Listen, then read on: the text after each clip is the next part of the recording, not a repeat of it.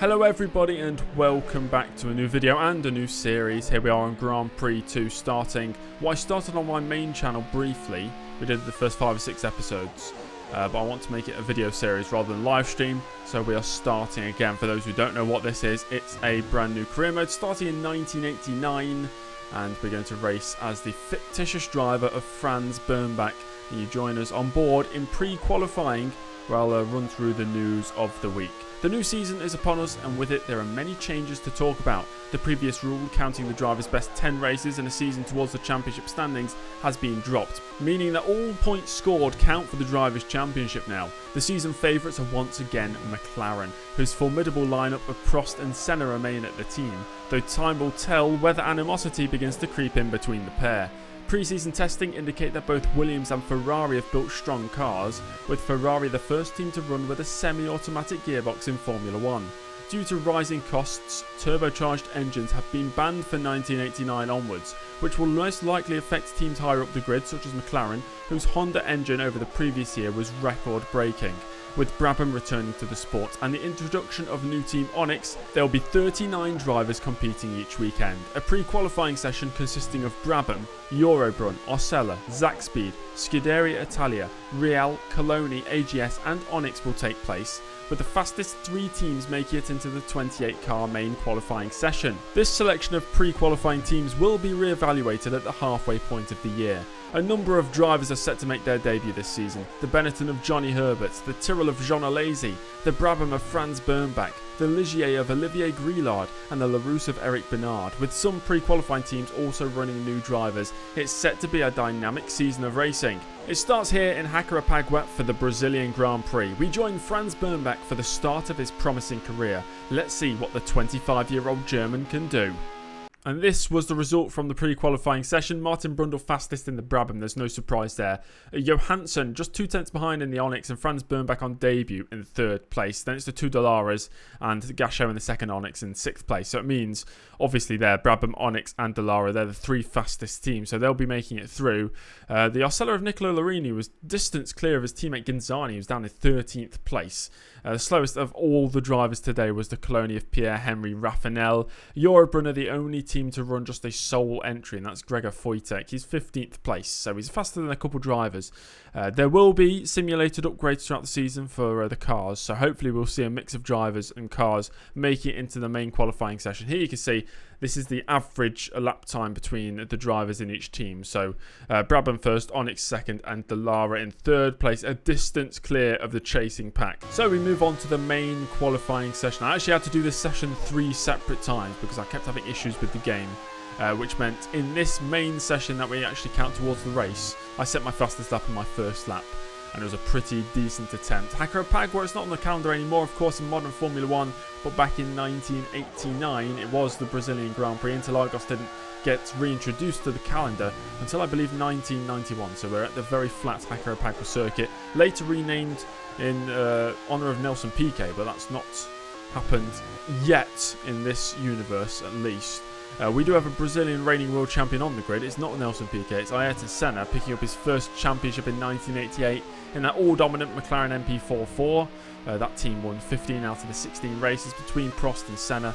And I think the count-back rule, as in, not count-back, but the rule counting the best 11 results or 10 results for the drivers towards the Drivers' Championship, it meant that Prost lost the championship even though he scored more points than Senna, as far as I can remember, which I think is terrible. I think that's why I've got rid of the rule. I absolutely despise that rule of dropping results. I know it's due to poor reliability in the time, but I don't like it.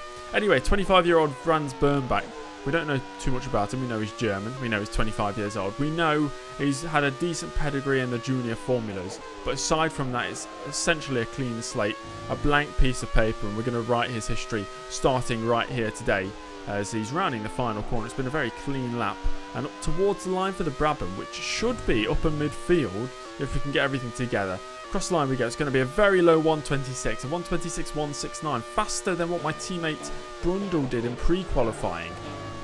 And here is the starting grid for the first round of the season. Senna on pole at his home Grand Prix, ahead of his teammate Alain Prost, so McLaren once again the dominant force out front. Thierry Boutsen in the lead, Williams in third. Ahead of Gerhard Berger in the lead, Ferrari in fourth. Patrese rounds out the top five with Mansell setting off from sixth place. Then there's a big gap back to the Lotus of Nelson Piquet. He's ahead of Capelli with Herbert on debut and Bermbach on debut, sharing row number 5. Warwick in 11th. Then another debutant, Jean Alesi, he's in 12th place. Eddie Chiva and Gugelmin, the Brazilian, 13th and 14th place, ahead of my teammate Brundle. Alessandro Nannini is 16th in the second Benetton. Then it's Luis Perez Sala, Andrea De Cesaris in the Dallara, Martini in the second Minardi, and Palmer rounding out the top 20. So already there's a few debut drivers today outperforming their teammates. Alesi and the Benetton of Herbert and of course Bermbach all out qualifying their more experienced teammates. Johansson makes it onto the grid in Onyx's first race ahead of Arnoux. Nakajima only 23rd for Lotus, so Lotus with a real poor performance here in qualifying. Eric Bernard is the only Larus to make it onto the grid. The Dallara of Alex Caffey in 25th, and the final driver making it onto the grid is Bertrand Gachot, with Alio and Olivier Grillard missing out. Right, let's jump into the race. It's a 61 lap race here. It's going to be a long one. It's a very flat circuit as we've seen in qualifying, and I'm sure lots can happen. The first corner, especially on the opening lap, could be very dangerous as the lights go green, and we are underway here for the first round of the 1989 World Championship. And Bermbach with a solid start initially and starting to drop back. It's very cautious in this first corner. On the inside there of the march of Capelli, and on the outside is Johnny Herbert in the Benetton.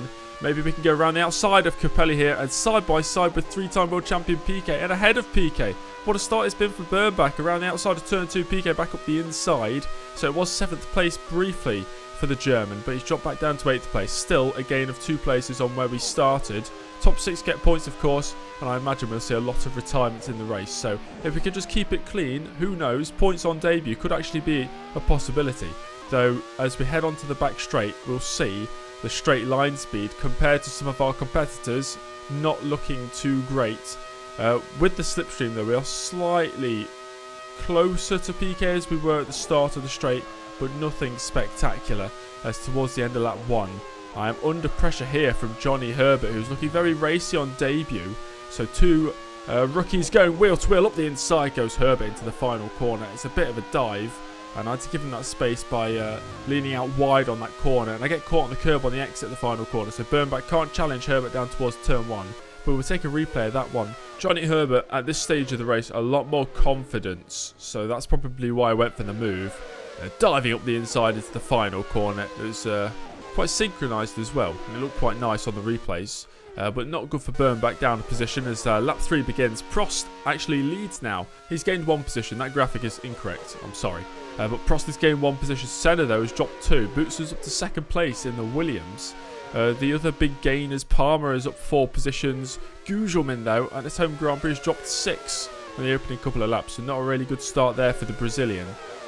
We've seen Chiva up 3 positions inside the top 10. Now the arrow's looking pretty quick. He's all over me, actually. Eddie Chiva down the back straight. We're under pressure on lap 3 from the American, who maybe was slightly out of position in qualifying. He's got a run here towards the outside of the final corner. This is where Herbert overtook me around the inside, but Chiva going all the way around the outside. He's not able to make that position up, maybe just losing grip mid-corner on the dirty part of the circuit as Luis Perez Sala is the first retirement of the race. The Minardi driver pulling off to the side of the circuit very early on here, and that'll be the first of many retirements, I'm sure, as I'm under pressure here from Chiva into the second to final corner. Bermbach, what's he going to do? Does he think about defence? Well, no, he thinks the long game, the smart game really, by just letting Chiva through. Chiva clearly with a much faster car in race conditions. We are fueled for only 13 or 14 laps for the first stint. It is going to be a 2-stop strategy, as that is Eddie Chiva making more progress side by side with Piquet, and up the inside of Piquet. The home crowd are not going to like that one, and into the final corner he goes up the inside of the Ferrari of, I think that's Nigel Mansell. So 1 Ferrari dispatched, and we're actually getting pretty close to these cars in front as there's a yellow flag. That's Thierry Boutsen. He was up to 2nd early on, and engine issues forces the Belgian driver out of the race. So we take a replay of it here. Yeah, engine issues on the exit of the hairpin. I think that would be turn number 6 or turn number 5. And there is a slow-moving Ferrari. They're dropping like flies up at the front. And I believe that is to be Nigel Mansell, who has a problem with his car. So we're back up to 8th place. And that is a very slow-moving Ferrari. And unfortunately, the day has come to an end for at least one of them. They've still got one in the race, though. So that's okay. There's another retirement there. That is, I believe that's... Is that Bertrand Gachot in the Onyx out of the race? So a lot of retirements happening early on here. And that will go down as Onyx's first ever retirement in Formula 1. As Ayrton Senna takes the lead back because his teammate Alain Prost is actually into the pits. Prost rejoins in 3rd place. As we ride back on board with Bermbach. He's getting really close to Gerhard Berger. I think Gerhard Berger, he's either got a problem with his car, as we're side by side with him on the exit of the hairpin. Can't quite pull ahead. He's either got a problem or he's just heavy on fuel. Or maybe just not performing quite well. Because we're in 7th place right now. I think it's about to be 6th place with the driver in the pits. And it is. So we're up to 6th. We're inside the points. And we're trying to set this move up on the exit of the hairpin. A little switchback. Berger going deep. And Bermbach's going to take the position. He's overtaken a Ferrari on debut. But we know that Ferrari is going to be very powerful in a straight line. And here comes Berger to attack directly down the next straight and takes the position back. So it's a great little back and forth battle here in the early stages of this Grand Prix. Down the main straight, we've got a great run out the final corner. The slipstream potentially working in our favour to pull side by side, but as we pull out of that slipstream, we start to fall back a little bit. We can't make the move into turn 1, but I think on the exit of that hairpin, we can make that move and then hopefully defend down the next straight as Ivan Capelli, who was inside the top 10, wasn't he? He was racing really well. He's out of this race. Poor from Capelli.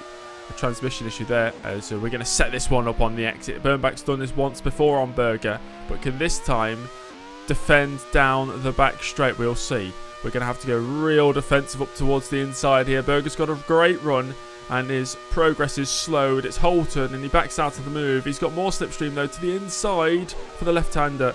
He can't make the move. We are boxing this lap anyway. It's lap 13. That was a scheduled stop. Berger stays out, so we'll be looking for that overcut as Bermbach in for his first pit stop in Formula 1. And I have to say, those first 13 laps, incredibly successful. We rejoin in 14th position. I think Martin Brundle is also ahead of us on track now. As lap 15, Senna leading the race ahead of his teammate Prost. Patrese and Piquet have made gains. Lazy up 6 positions. He's running in the points, the Tyrrell driver, on debut. Nakajima starting in 23rd. He's up to 12th without stopping in this race so far. And lots of these gainers are due to retirements earlier on, of course. So it's not likely we see any of the drivers in the top 20 losing many positions, unless they've had an absolutely terrible run at things. Bermbach's down 4 places. But it's only going to be down 3 places now, as that's home favourite, 3-time world champion Nelson Piquet retiring from the race. That's a suspension issue for Piquet. And he becomes the 6th retirement of the Grand Prix so far. As that's Gugelmin, another home hero. Well, he's not a home hero, is he? He's just a home driver into the pits. So we're up another place. And we're putting a pressure on Piquet's teammate Nakajima, who is on, of course, worn tyres. He's very slow. That's a nice, easy move on the exit of the hairpin, as that is a slow-moving Alex Caffey. Another suspension issue. So quite a few suspension issues today. That's the 3rd suspension retirement of the day. As we're about to put a move on Caffey's teammate, the Cesaris, up the inside into turn 2. These drivers yet to box in the race. As Senna putting a lap on Nakajima, and he's gone wide. He spins the car. Senna facing the wrong way, and that's going to give Prost, his teammate, the race lead. That is a... Well, is it a characteristic mistake? Uncharacteristic mistake from Senna in front of the home crowd. It's not looking good for the Brazilian crowd today. They've had Piquet retire from the race. That was Berger retiring from the race as well. They're dropping quickly now. So Senna's made that mistake. Berger's just retired. And now Bermbach makes a mistake in the middle sector. He's going to lose a few seconds and 1 position to De Cesaris. But through all those pit stops, we're back up to 8th place, and we will re-overtake the Cesaris to be back up to 7th position. De Cesaris moving to defend under braking. That was almost a huge incident into turn 1. We had to have our wits about us there just to avoid him. As we take a look at the replay, look at the Dallara move to the inside there. That was almost a huge incident. We're definitely within the fight for the points today, though. Stefan Johansson makes it 2 Onyx drivers on the sidelines. as we've not even hit half race distance, and Senna out as well at the same time. So Senna, after making that mistake a few laps ago, now has an engine issue, which is forcing him out of this race. Oh, dearie me. We only have 16 runners left in the race. It means Bermbach is up to 5th position on debut. We know the Brabham is a good upper midfield car, so points is definitely what we're aiming for this year, as into the pits we go for the second out of 3 stops in this race. It is a 3-stop. Sorry, I thought it was a 2-stop. And we're going to rejoin into this race in 7th position. So we've only lost a couple places from that as the half race distance arrives. Prost leads now after his teammate Senna was out the race. Patrese second, and Herbert in the Benetton in 3rd place. Although I think he needs to pit again. Chiva actually might be in a net 3rd place right now. So he's made a fantastic launch through the field today. Nannini as well. Both Benettons actually making big gains. Both running in the points as it stands. As that's a puncture for Bermbach into the wall. And I fear that is going to be him out of the race unless he can get the car going. He's trying. He's trying his best. But I think that puncture is going to force him out of this race. It just snapped on him there. That puncture sending him into the wall. And I did actually try and get going again, but then the marshals came and just pushed me away. So that is unfortunately a retirement on debut from a very promising position. Unfortunately, as now we look to the battles around the circuit. That's Gugelmin battling alongside the Cesaris for 9th place. The Cesaris gets a good run down this back straight though, and he's going to make this move on the final Brazilian left in the race, I believe, Gugelmin. And that's Gugelmin down a position, down to 10th place. So unfortunate our retirement, really. I thought we could have scored points today. So we look at Eric Bernard under pressure there from Martini, sending it up the inside into the second to last corner. The rest of this episode is just essentially highlights from the race, because I just watched the rest of the race. And there were some good highlights, as you'll see. This is a 3-way battle right now for 8th place. The Cesaris, who's back ahead. Oh, he was ahead of Gugelmin. Lazy, who's after his pit stop, was behind both of them. And he's making positions back up. Lazy potentially on for some points today in the Tyrrell. So we could see Herbert and the Lazy score points on debut. Bermbach, I think, should have been up there as well. Unfortunately, not to be the case. So Gugelmin now with a run on the Cesaris to re-overtake him. Is he going to go for it? He's going to try into turn 1. The Cesaris puts his nose off there. That's what the Cesaris, I think, was trying to do to me, or to Bermbach at least, when he was in that position, as Johnny Herbert up in 4th place today. What a debut it's been for the British driver. He made a statement with that overtake on Bermbach on lap 1. And since then, he's been driving a brilliant race. As we look at Bermbach's teammate, Martin Brundle, battling for a top 10 position. Arnoux definitely out there on worn tyres. And Brundle, after his second pit stop, goes up the inside and into 10th place. We need a few more retirements if we want Brundle to score points. And retirements is what we're getting. That's Andrea de Cesaris retiring from 8th position in this Grand Prix. The Dallara, honestly, on for a really good result here. He went under the radar. I think he was on a one-stop strategy as well. And it was working well for him. But that is yet another retirement. That's a transmission issue for De Cesaris as we look back to the battle for, what's the 7th place between 3 British drivers, Palmer, Warwick and Brundle. And that's up the inside for Warwick into 7th place. And Palmer, I think, is pulling into the pits here. And he does. So that's going to release Brundle to hopefully go for that overcut and stay ahead. And that's 3/4 race distance. Prost still leading, Patrese second and Chiva in 3rd place. Warwick in 7th, just outside the points. So both Benettons looking good for points. Both Arrows potentially could be in the mix for points as well. Chiva in the mix for a podium position today. And a Lazy, don't discount him for a point. He's in 6th for Tyrrell right now. So Martin Brundle in 8th. He'd need a couple retirements. Although we've seen a lot of retirements today so far. Only 14 drivers left in. There's a Lazy Boxers from 6th place. He's going to drop outside the points. Warwick up to 6th. Brundle up to 7th. And that's a Lazy just rejoining in the background for Tyrrell in 8th place. But that's not really Brundle's fight. Brundle's fight is with the other Tyrrell of Jonathan Palmer. As we look here to see Arnoux being passed by Gugelmin. That's for 9th place. I think Arnoux's been on those tyres for a very long time in this race. As we see a Benetton box behind. And now Brundle into the pits. This is Palmer down the main straight. And Palmer is going to stay ahead of Martin Brundle. So it's a race for the final 14 laps between those two to see who can finish ahead. And I think that'll be the battle for 8th place once all the pit stops work out. As we're looking at Nakajima here. He is under pressure from Jonathan Palmer and Martin Brundle. Nakajima yet to stop for the final time. And up the inside goes Palmer. And Brundle cannot follow him through. So Brundle has to bide his time here. And he waits until the final corner of the following lap to make his move. And here goes Martin Brundle up the inside. And gaining a place. Gugelmin into the pits. So Palmer and Brundle now going to be running in 8th and 9th position. And that is going to be the battle to see us through to the end of this race. Can Palmer stay ahead in the Tyrrell, or can the Brabham, the returning Brabham team, with Martin Brundle, who of course was racing in sports cars for the majority of the previous year. And he had a very successful run in sports cars as well. I think he had a couple fill-in races for Williams in 1988, if I am remembering correctly. So he's not been completely out of practice in Formula 1. And it turns out to be a three-way battle with Gugelmin after his final stop closing in on fresher tyres. So it's a three-way battle for 8th place with the final few laps approaching. And one of them being a Brazilian driver means that the home crowd have something to cheer for. Gugelmin, this is his 2nd season in Formula 1. I don't think he raised expectations with any incredible performances last year. As Brundle challenging Palmer into turn 1 on the 2nd to final lap, he can't quite make it through, and Gugelmin just waiting in the background, trying to pounce on anything he can, and that's a slow moving Palmer. Palmer is retiring from the race on the final lap. Oh dearie me, that's a disaster for Tyrrell. And Lazy outside the points right now is 7th place, just a couple seconds behind Warwick in 6th. Means it's all falling apart for Tyrrell as the Brazilian crowd go crazy as Gugelmin sides his way up the inside of Brundle into the final corner. And we turn our attention to the race leader, Alain Prost, who's not put a foot wrong today.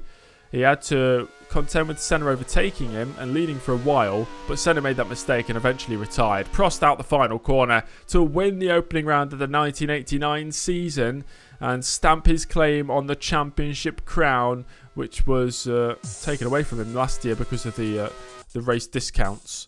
Prost wins by 51 seconds ahead of Patrese. Cheever on the podium for Arrows, with Johnny Herbert getting points on debut. Brilliant result for the Benetton team, with Nini climbing up through the grid after starting in 16th, finishing in 5th. Warwick makes it 2 Arrows in the points. Lazy just misses out ahead of Gugelmin, Brundle and René Arnoux.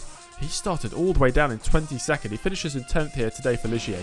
Nakajima, a terrible result for him. His days potentially numbered at Lotus if those performances, should I say, continue.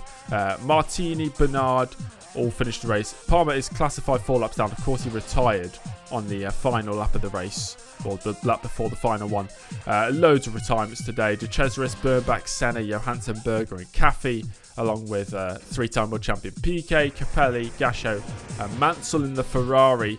That Ferrari not very reliable with the new semi-automatic gearbox. Boutsen in 25th and Perisala retiring very early on. Prost did also get the fastest lap of the race, which was actually a couple tenths quicker than he went in qualifying. So in race trim it seems he is a very quick driver. Drivers' Championship standings, of course, identical to the race results. So Prost leading with 9 points. Remember, no points will be dropped, so all results count towards the Drivers' Championship this season. Not like the silly rule of 11 or 10 races counting in previous years. McLaren Honda lead the Constructors ahead of Williams, with Benetton and Arrows tied on 5 points. Thanks for watching. Make sure to subscribe and like the video, and I'll see you next time. Goodbye.